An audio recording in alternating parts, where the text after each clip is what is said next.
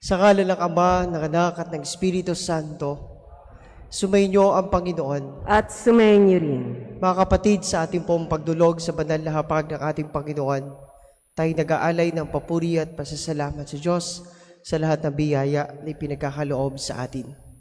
Sa ating pong patuloy na pagpaparangal sa mahal na Birheng Maria, sa huling araw ng ating misa pagsisiyam para sa kanyang karangalan, tuloy nating hilingin ang kanyang tulong upang tayo kalugdan ng Diyos sa ating mga panalangin.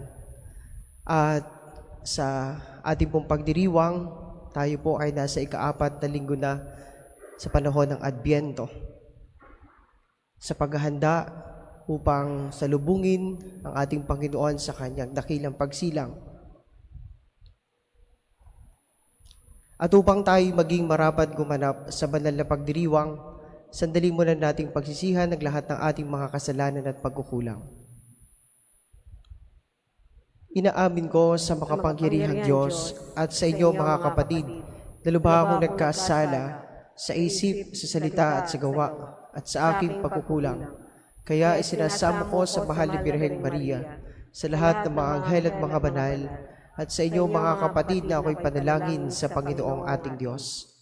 Kawan tayo ng makapangyarihang Diyos, patawarin tayo sa ating mga kasalanan, patnubayan tayo sa buhay na walang hanggan. Amen.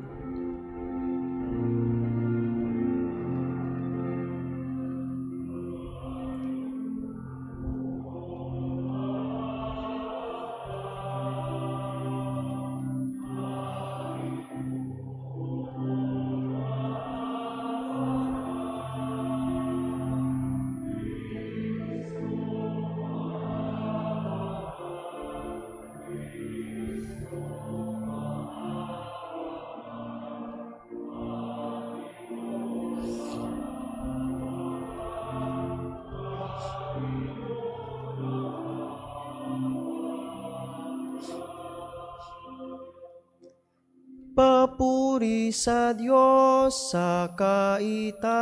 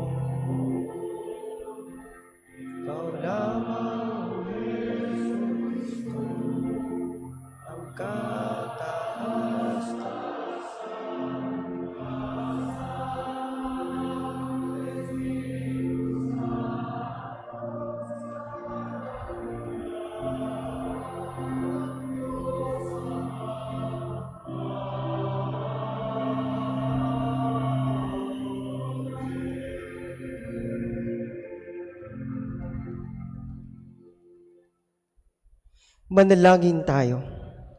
Ama naming makapangyarihan, kasihan mo kami ng iyong pagmamahal upang kaming nakabatid sa pagbabalita ng anghel tungkol sa pagkakatawang tao na anak mo ay makapakinabang sa kanyang pagpapakasakit at pagkamatay sa krus sa pagsapit namin sa pagkabuhay niya sa langit.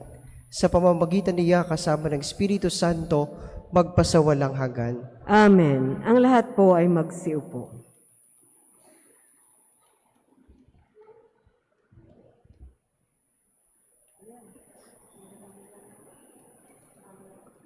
Pagbasa mula sa ikalawang aklat ni Samuel.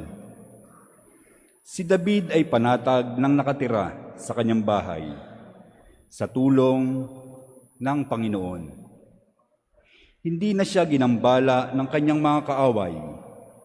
Tinawag niya si Nathan at sinabi, "Nakikita mong nakatira ako sa tahanang sendro, ngunit ang kaba ng tipan ay sa tolda lamang."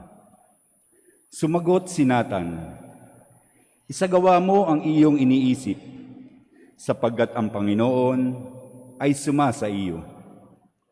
Ngunit ng gabing iyo'y sinabi ng Panginoon kay Nathan, "Ganito ang sabihin mo kay David, ipagtatayo mo ba ako ng tahanan? Inalis kita sa pagpapastol ng tupa upang gawing pinuno ng bayang Israel. Kasama mo ako saan mang dako, at ang lahat mong kaaway ay aking nilipol. Gagawin kong dakila ang iyong pangalan, tulad ng mga dakilang tao sa daigdig. Bibigyan ko ang Israel ng kanyang lupa at doon ko patitirahin.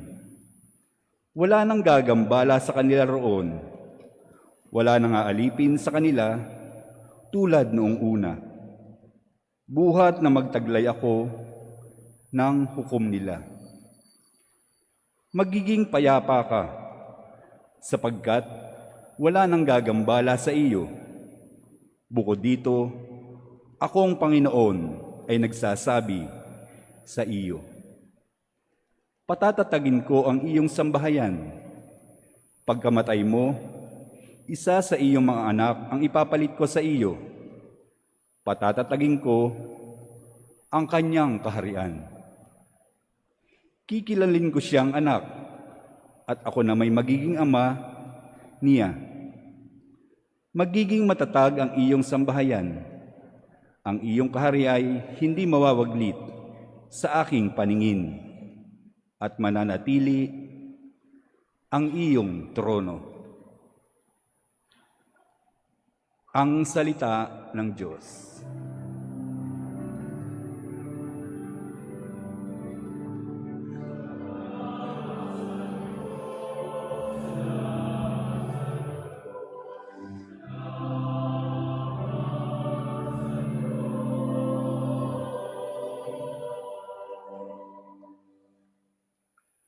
Pag-ibig mong walang maliw ay lagi kong sasambitin. Pag-ibig mong walang maliw ay lagi kong sasambitin. Pag-ibig mo poon na di magmamaliw, ang sa tuwid-tuwin ay aking aawitin. Ang katapatan mo'y laging sasambitin. Yaong pag-ibig mo'y walang katapusan, sintatag ng langit ang iyong katapatan. Pag-ibig mong walang maliw ay lagi kong sasambitin. Sabi mo poon, ikaw ay may tipan. Sa iyong ginawa, kay David mong hirang. At ito ang iyong pangakong iniwan. Isa sa lahi mo'y laging maghahari. Ang kaharian mo ay mamamalagi. Pag-ibig mong walang maliw ay lagi kong sasambitin. Gagawin ko siyang anak na panganay, mataas na hari nitong daigdigan. Laging maghahari ang isa niyang angkan, sintatag ng langit, yaong kaharian. Pag-ibig mong walang maliw ay lagi kong sasambitin.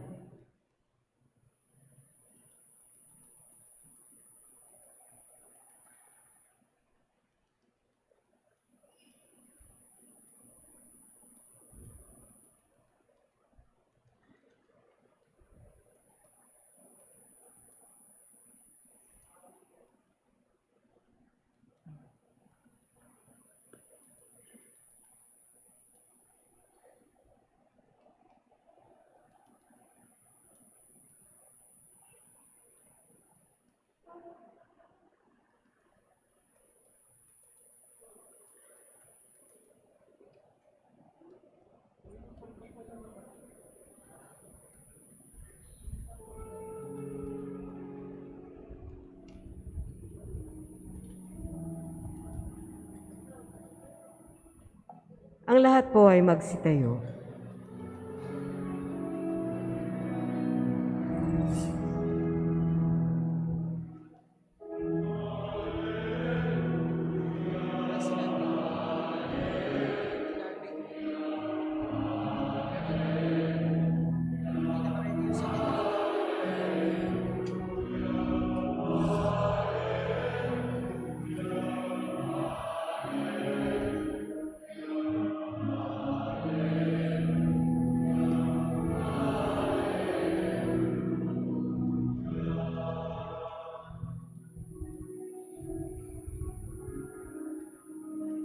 Sinag ng bukang liwayway at araw ng kaligtasan, halina't kami tanglawan.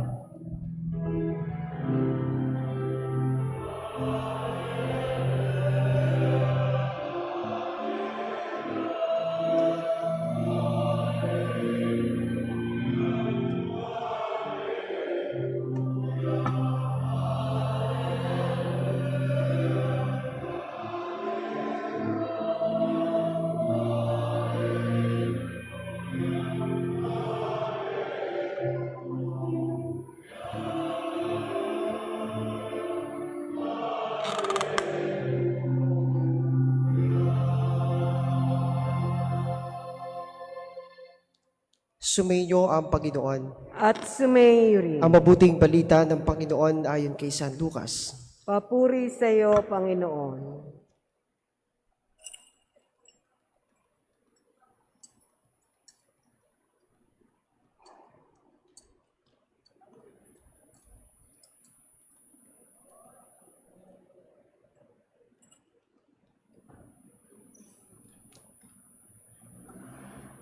Noong panahong iyon, ang Anghel Gabriel ay sinugo ng Diyos sa Nazaret, Galilea, sa isang dalaga na ang pangalay Maria.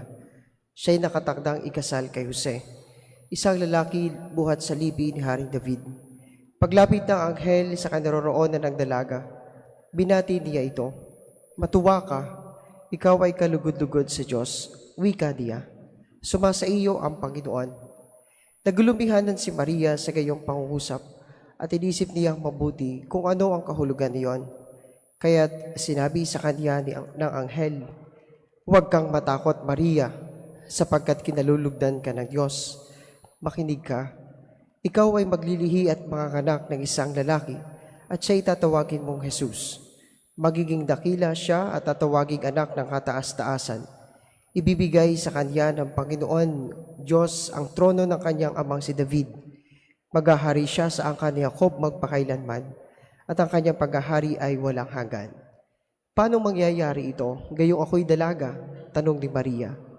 Sumagot ang anghel, "Bababa sa iyo ang Espiritu Santo, at lililiman ka ng kapangyarihan ng kataas-taasan.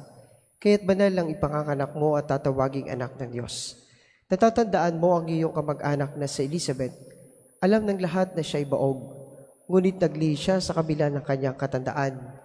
At ngayon, ika-6 na buwan na ng kanyang pagdadalang tao, sapagkat walang hindi mapangyayari ang Diyos."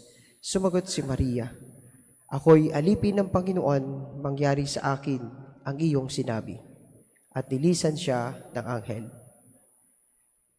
Mga kapatid, ang mabuting balita ng Panginoon.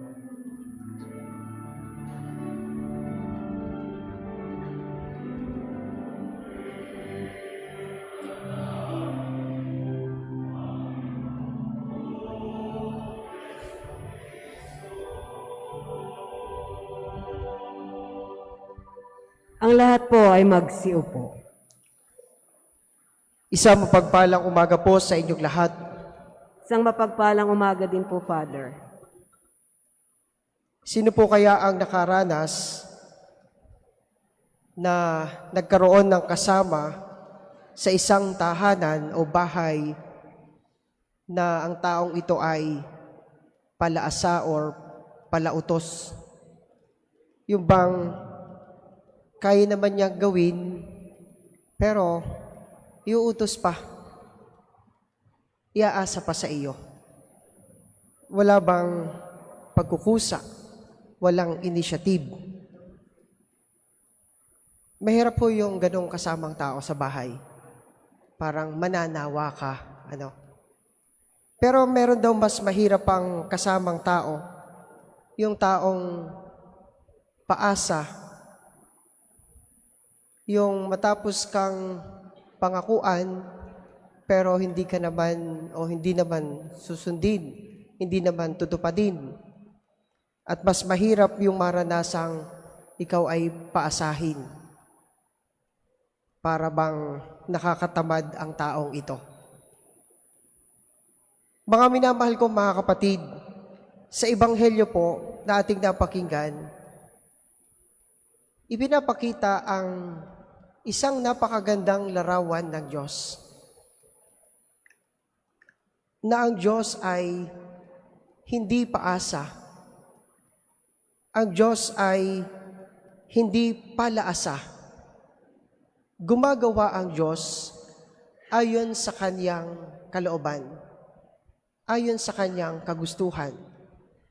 At kapag ginusto ng Diyos ang isang bagay, ito'y Kanyang tinutupad. Kapag nangako ang Diyos, ito ay Kanyang sinusunod.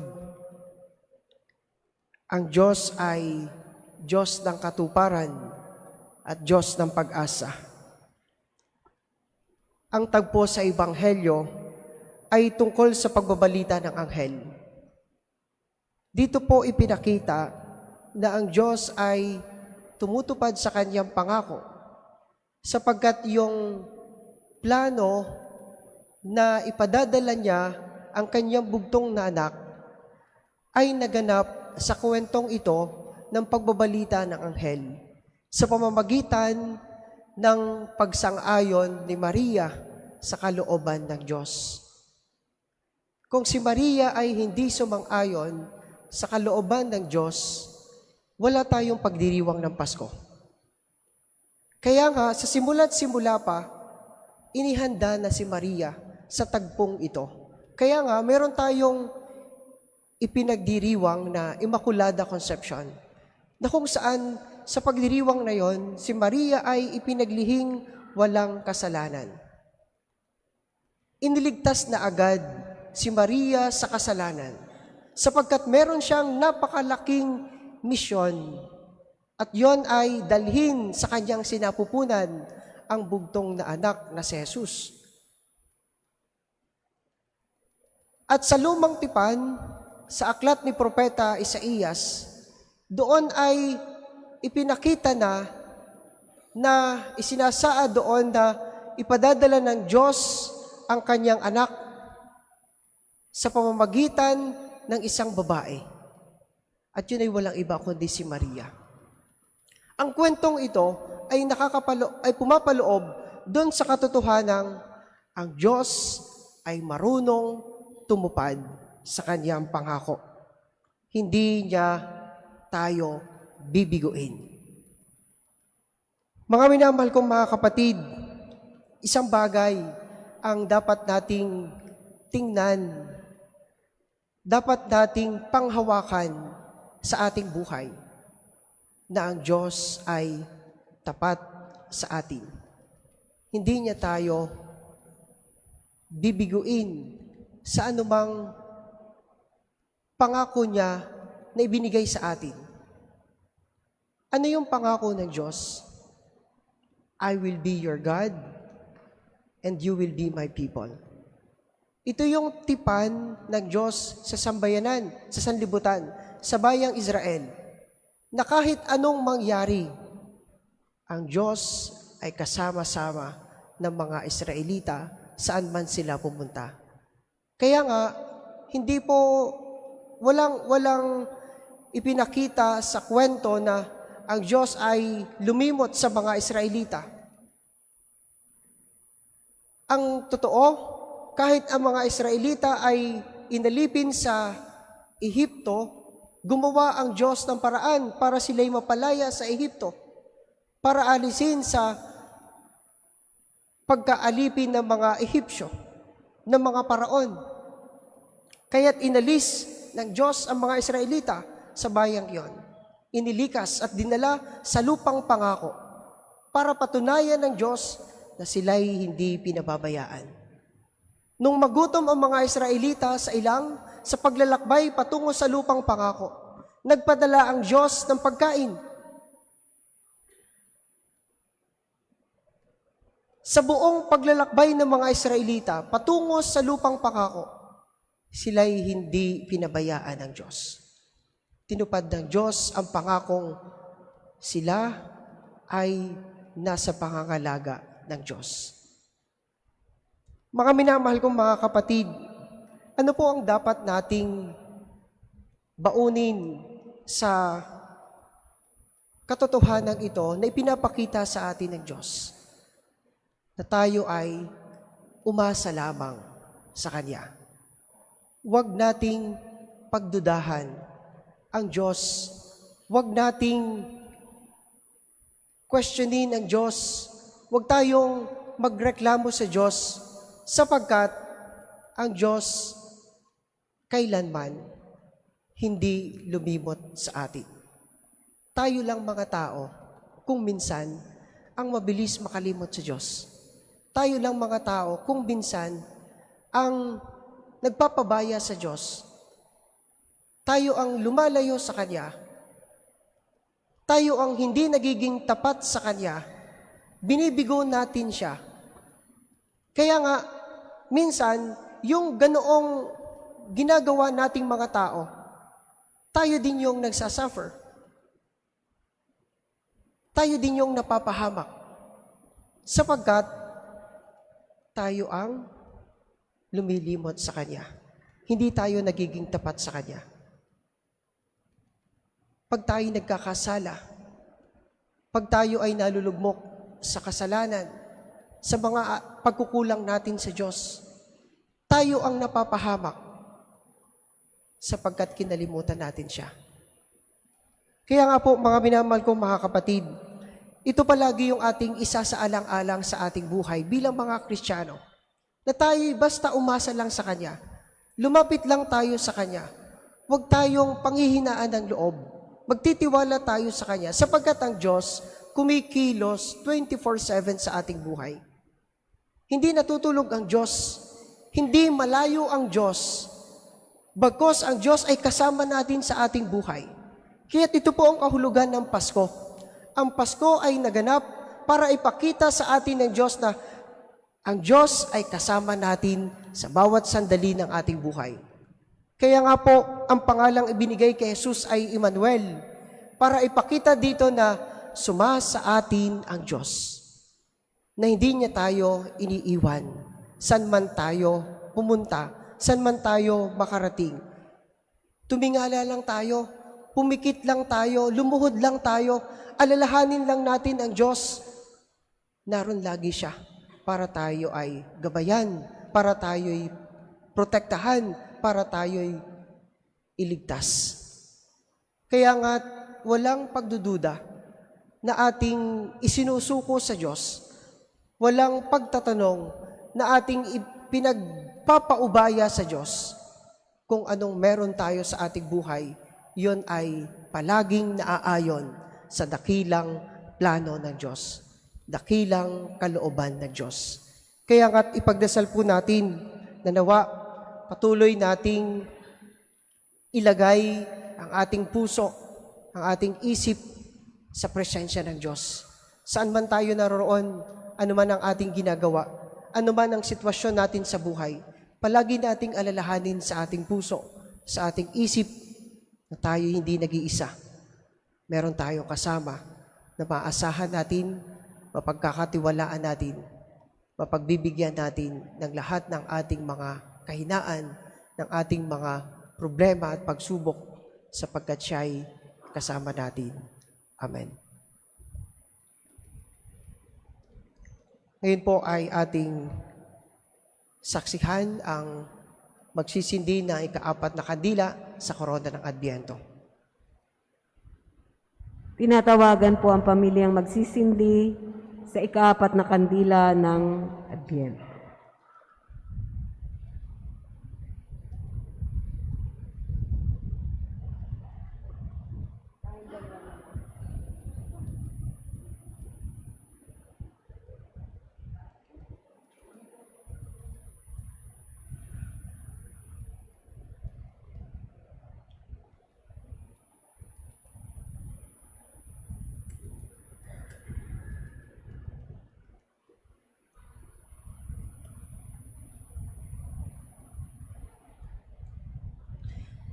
Magsitayo ang lahat.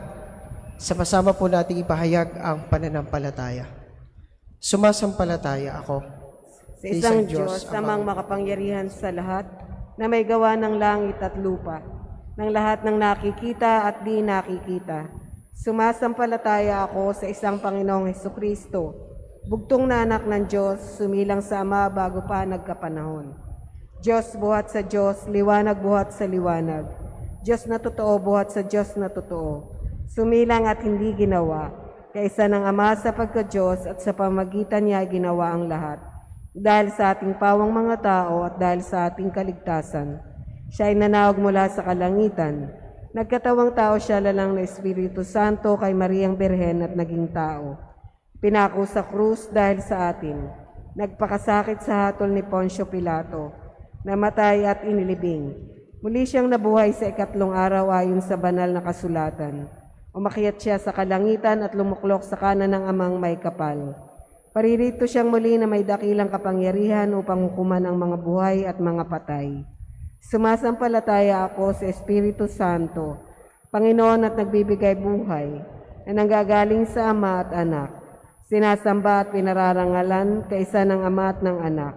Nagsalita siya sa pamagitan ng mga propeta.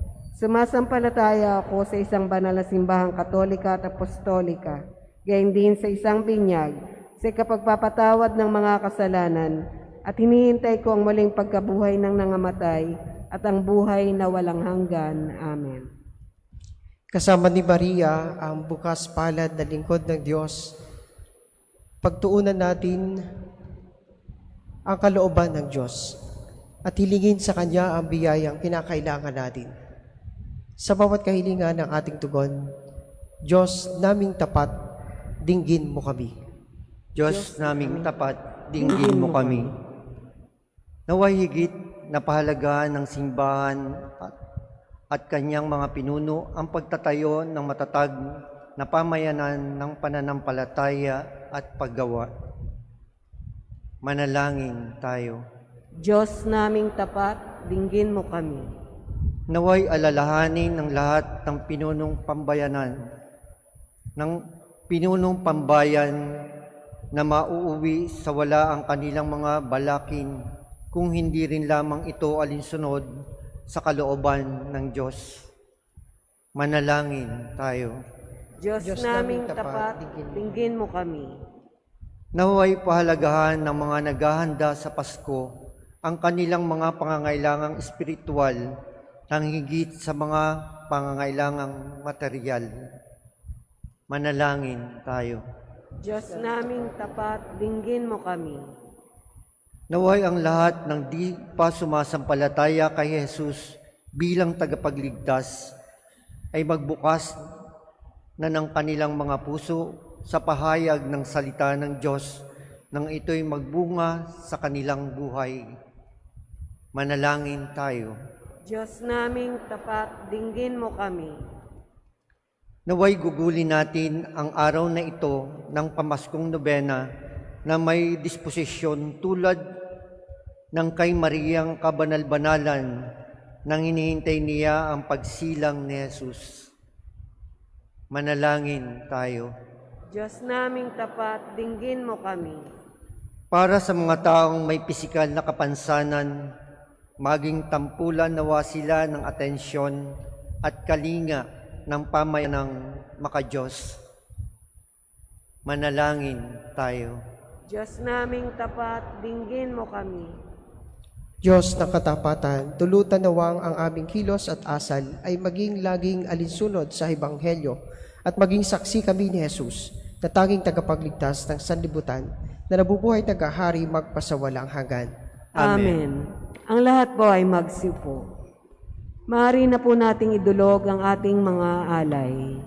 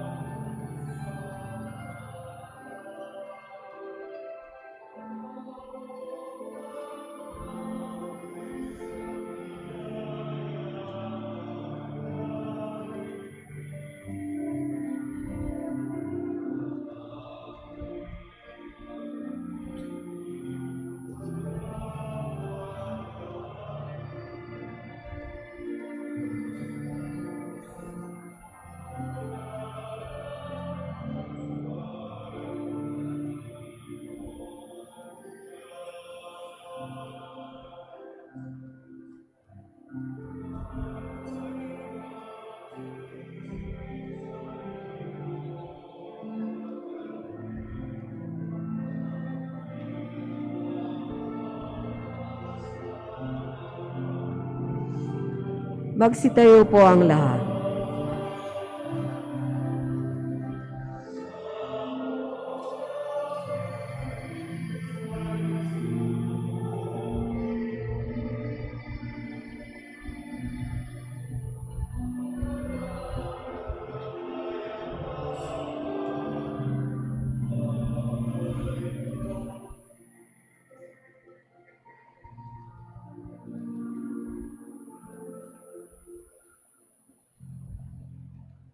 Manalangin kayo mga kapatid upang ang paghahain natin ay kalugdan ng Diyos sa makapangyarihan.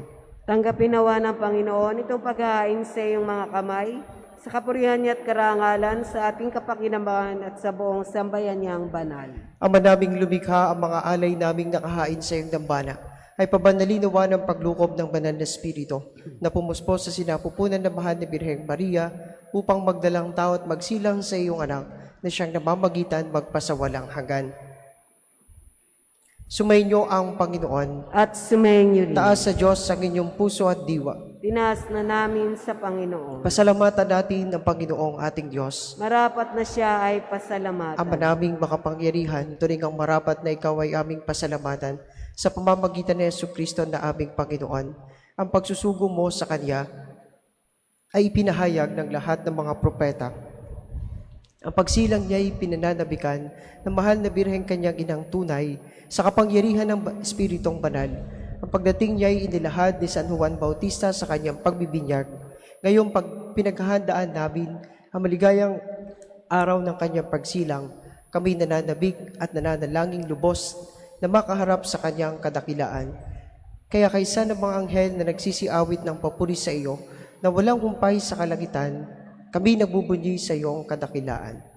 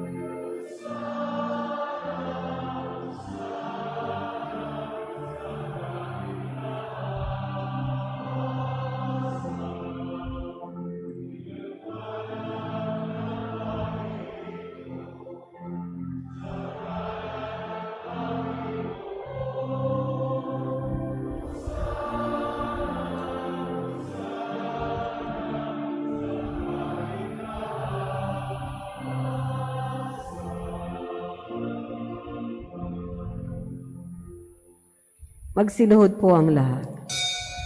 Ama naming banal, ikaw ang bukal ng tanang kabanalan, kaya't sa pamamagitan ng iyong Espiritu, gawin mong banal ang mga kanoob na ito upang para sa amin ay maging katawan at dugo ng aming Panginoong Hesukristo. Bago niya pinagtiis ang kusang loob na maging handog, hinawakan niya ang tinapay, pinasalamatan kanya, pinagati-hati niya yon, iniabot sa kaniyang mga alagad at sinabi, "Tanggapin ninyong lahat ito at kanin. Ito ang aking katawan na ihahandog para sa inyo."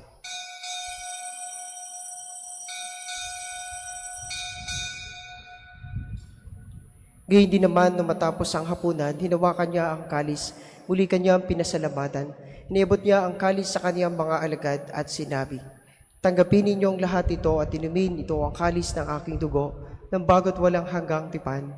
Ang aking dugo na ibubuhos para sa inyo at para sa lahat, sa ikapagpapatawad ng mga kasalanan. Gawin ninyo ito sa pagkalaala sa akin."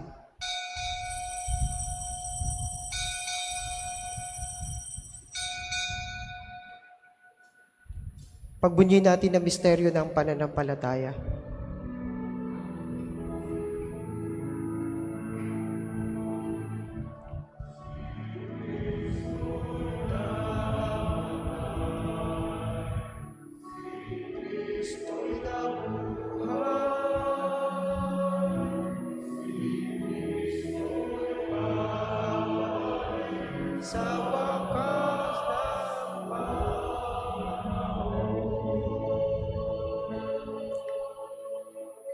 Ang mga ginagawa namin ngayon ng paggalaala sa pagkamatay at muling pagkabuhay ng iyong anak, Kaya tiniaalay namin sa iyo tinapay na nagbibigay buhay at ang kalis na nagkakaloob ng kaligtasan.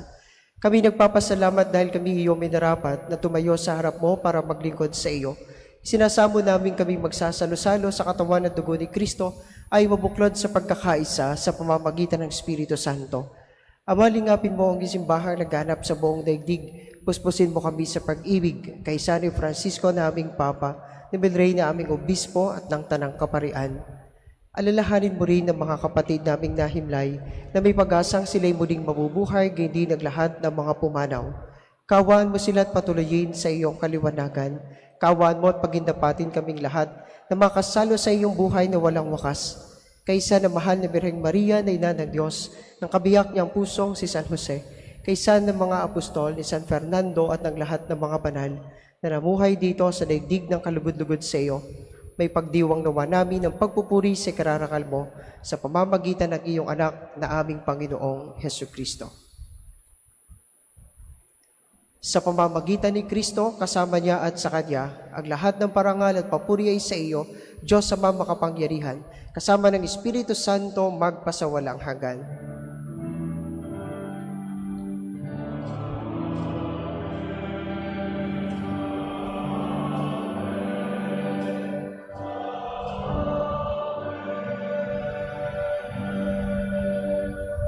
Magsitayo na po ang lahat. Sa tagubilin ng mga nakagagaling na utos at turo ni Jesus na Panginoon natin na Diyos, payag natin ng lakas loob.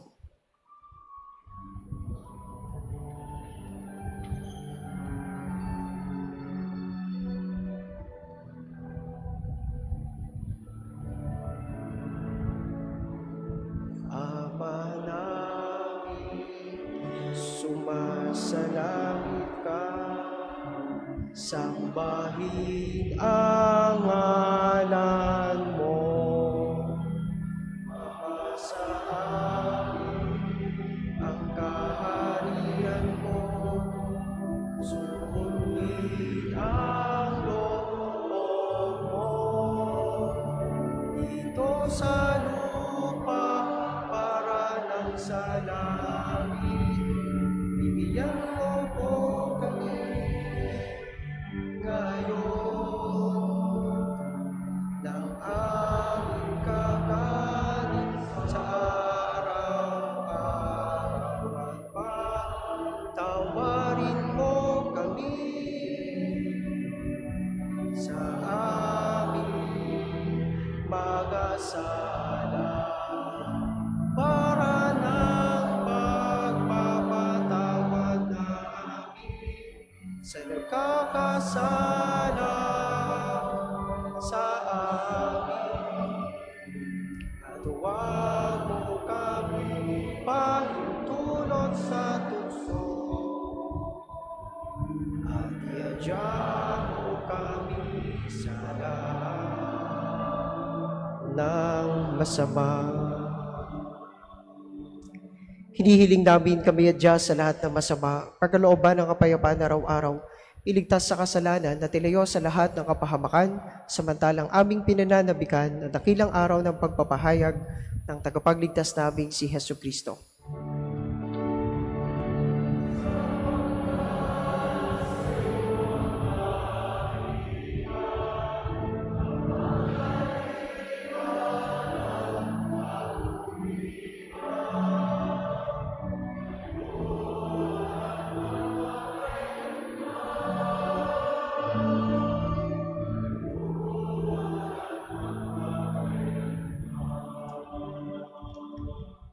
Panginoong Kristo, sinabi mo sa iyong mga apostol, kapayapaan ang iniiwan ko sa inyo, aking kapayapaan ang binibigay ko sa inyo. Tungayan mo ang aming pananampalataya at huwag ang aming mga pagkakasala. Pagkalooban mo kami ng kapayapaan at pagkakaisa, ayon sa iyong kalooban, kasama ng Espiritu Santo, magpasawalang hanggan. Amen. Ang kapayapaan ng Panginoon ay laging sumainyo. At sumayo rin. Magbigayan kayo ng kapayapaan sa isa't isa. Peace be with you all.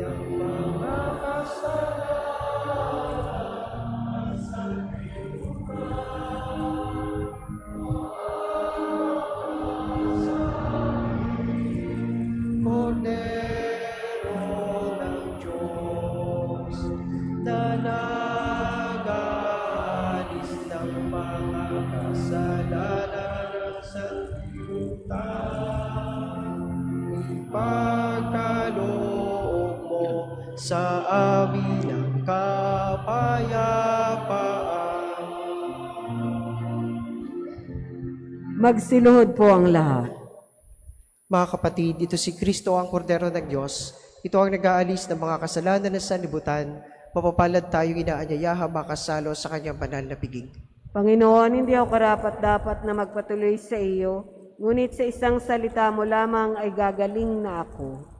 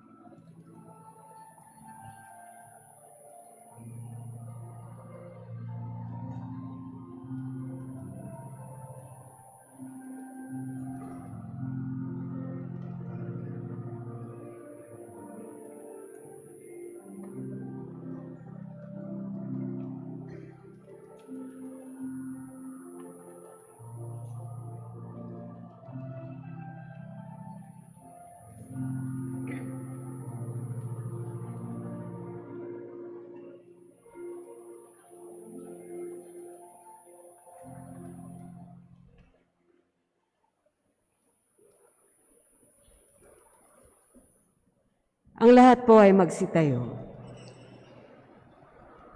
Manalangin tayo. Ama naming mapagmahal, amin ang pinagsaluhan ng piging na nagbigay buhay habang papalapit ang dakilang kapistahan ng Pasko. Lalo nawa kaming makinabang na may pananabik sa pagiging marapat sa pagdiriwang sa pagsilang ng anak mo na siyang namamagitan magpasawalang hanggan. Amen. Sumainyo ang Panginoon. At sumayin niyo rin. Iyoko ninyo ang inyong mga ulo para sa paringal ng pagbabasbas. Ang makapangyarihang Diyos, Ama ng bugtong na anak, na naparito na noon at hinihintay nating bumalik ngayon, ay siya nawang magpabanal sa inyo, pakundangan sa liwanag ng kanyang pagdating, at siya rin nawang pumuspos sa inyo sa pagpapala, ngayon at magpasawalang hanggan. Amen. Patatagin nawa niya kayo sa pananampalataya, paligayin sa pag-asa, pakilusin sa pag-ibig na puspos ng sigla, ngayon at magpasawalang hanggan. Amen. Kayong nagagalak sa pagdating sa nagkatawang taong manunubos, ay pumuspos nawa niya ng gantimpalang buhay na di matatapos kapag siya'y dumating ng may kadakilaang lubos, magpasawalang hanggan. Amen. At pagpalain kayong lahat at ang inyong pamilya ng makapangyarihang Diyos, Ama at Anak at ng Espiritu Santo. Amen. Tapos na ang ating banal na misa, humayo kayong mapayapa. Salamat sa Diyos.